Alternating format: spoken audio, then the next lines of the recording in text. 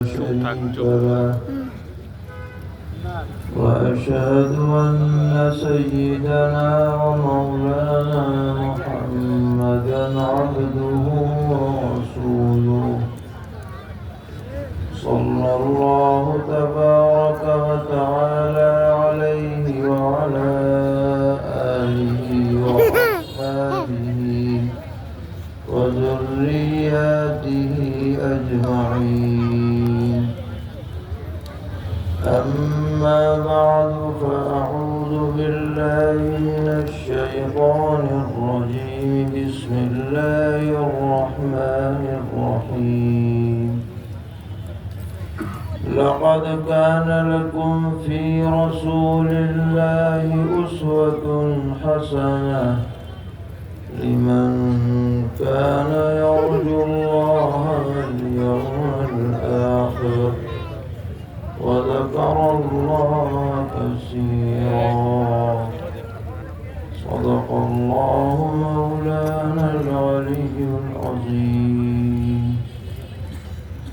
معزز علماء کرام، طلبہ عزیز، بزرگوں اور بھائیوں، یہ معلوم ہو کر بہت خوشی ہوئی کہ آپ کی یہ مجلس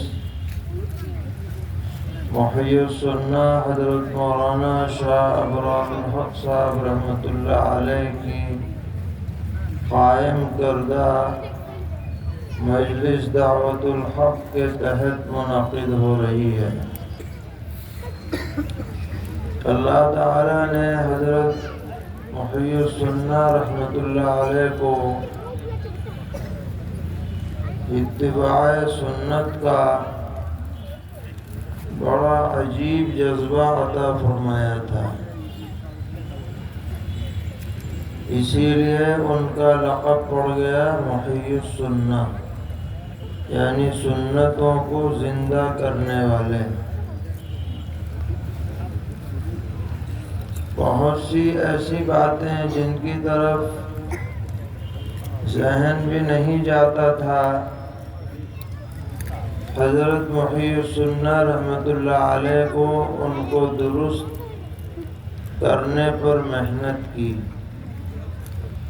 مثال کے طور پر ہماری مساجد میں اذانیں جو دی جاتی ہیں ان کے اندر کسی حد کی رعایت نہیں رکھی جاتی۔ کھینچ رہے ہیں تو بس کھینچے ہی چلے جا رہے ہیں، اور جو مخارج ہیں ان کا بھی لحاظ نہیں رکھا جاتا۔ تو حضرت نے ایک تحریک شروع کی کہ اصلاح اذان و اقامت، اور حضرت پر ایسا اس تحریک کا غلبہ تھا کہ جب بھی آپ کسی جلسے میں تشریف لے جاتے تو اس کے بارے میں ضرور گفتگو فرماتے، اور اتنی بڑی شخصیت ہونے کے باوجود حضرت خود مجمع کے سامنے اذان دیتے، ورنہ ماحول یہ بن گیا ہے کہ عام علماء اذان نہیں دیتے کہ یہ کام تو مؤذن کا ہے، وہ دے گا۔ حالانکہ اذان ایک ایسی عبادت ہے جس کے بارے میں بڑی بشارتیں وارد ہیں۔ سرور عالم صلی اللہ تعالی علیہ وسلم نے فرمایا ہے کہ قیامت میں سب سے اونچی گردنیں ان لوگوں کی ہوں گی جو دنیا میں اذان دیتے رہے ہوں گے، مگر یہ اذان صحیح ہونی چاہیے۔ اسی طریقے پر اقامت درست ہونی چاہیے۔ نماز کا طریقہ آپ سکھلاتے تھے، خود عملی طور پر ہاتھ کیسے اٹھانے ہیں، کان کی لو تک کون سی انگلی رہنی چاہیے، تکبیر تحریمہ کہتے ہوئے رخ کدھر رہنا چاہیے ہاتھوں کا، پھر اسی طرح رکوع کا طریقہ، کیونکہ عام طور پر لوگ اس میں غلطی کرتے ہیں کہ رکوع میں یا تو کم جھکتے ہیں یا ضرورت سے زیادہ جھک جاتے ہیں۔ تو حضرت سکھلاتے تھے کہ رکوع اس طرح ہونا چاہیے کہ زاویہ قائمہ بن جائے اور کمر بالکل سیدھی رہے۔ کئی مرتبہ حضرت کے ساتھ جلسوں میں شرکت ہوئی تو مجھے یاد نہیں ہے کہ کوئی بھی جلسہ ایسا تھا جس میں حضرت نے اس موضوع پر گفتگو نہ کی۔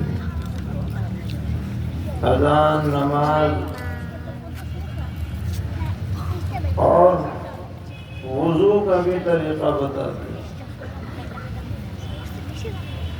حضرت فرماتے تھے کہ وضو سنت طریقے پر کیا جائے، اطمینان سے کیا جائے اور اس میں پانی زیادہ نہ بہایا جائے۔ اسی لیے حضرت نے کافی دنوں تک ہردوئی میں ٹنکی نہیں لگوائی بلکہ لوٹے رکھے تاکہ لوٹے سے آدمی صحیح طرح اطمینان سے وضو کر سکتا ہے۔ پھر حضرت نے دیکھا کہ ٹرین میں ایسی ٹوٹی لگی ہوئی رہتی ہے جس میں پانی لیا خود بخود بند ہو جاتی ہے، تو حضرت نے وہی ٹوٹی خرید کر ہردوئی میں لگوائی تاکہ طلباء کی عادت بنے پانی ضائع نہ کرنے کی۔ ورنہ تو ہم لوگوں کا حال یہ ہے کہ جب ٹنکی کھل گئی تو بس کھل گئی، پانی بہ رہا ہے، جس میں کئی وضو ہو سکے ایک وضو میں اتنا پانی بہ جاتا ہے۔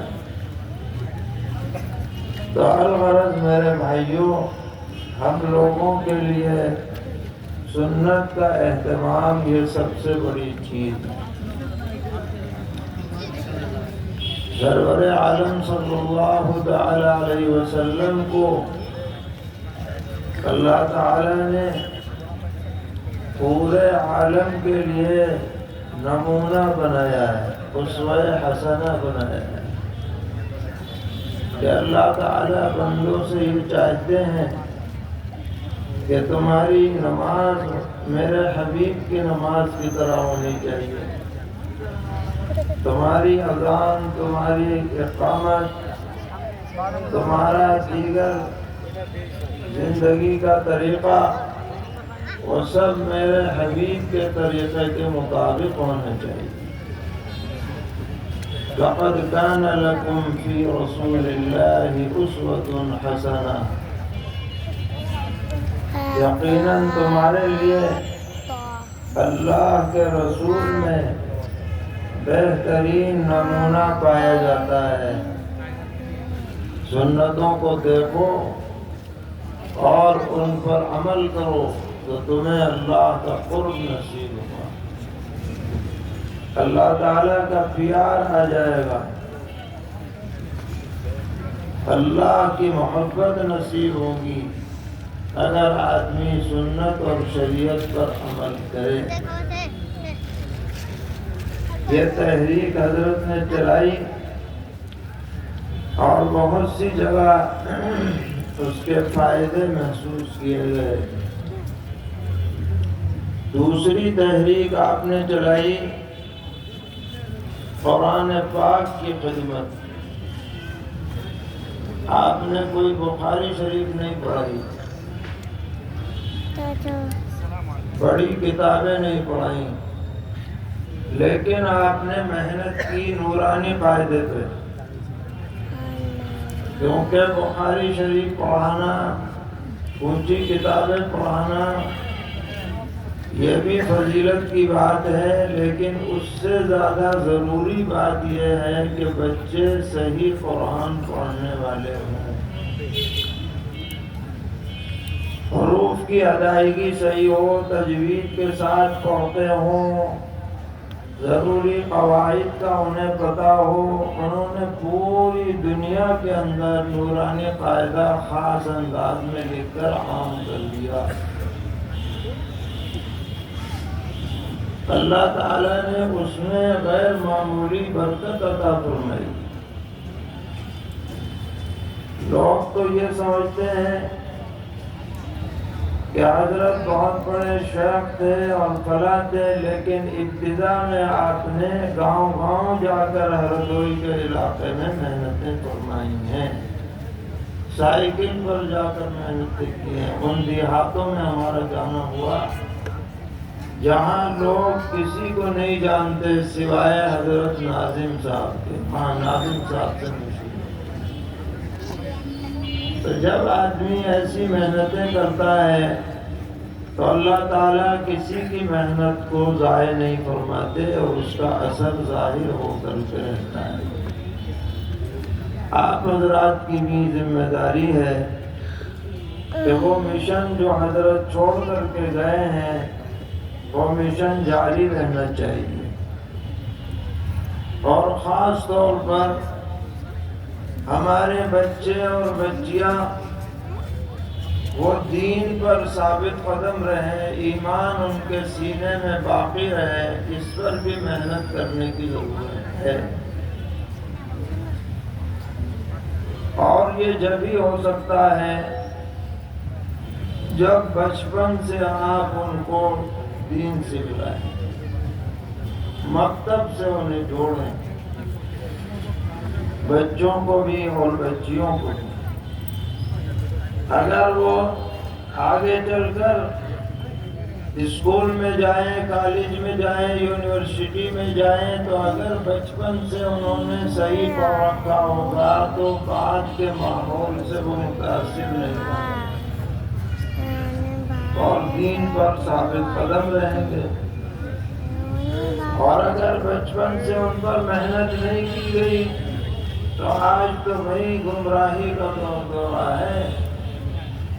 خاص طور پر کالجوں کا، یونیورسٹیوں کا ماحول اور پھر انٹرنیٹ کا عموم، اس نے لوگوں کو بہت خطرے میں مبتلا کر رکھا ہے۔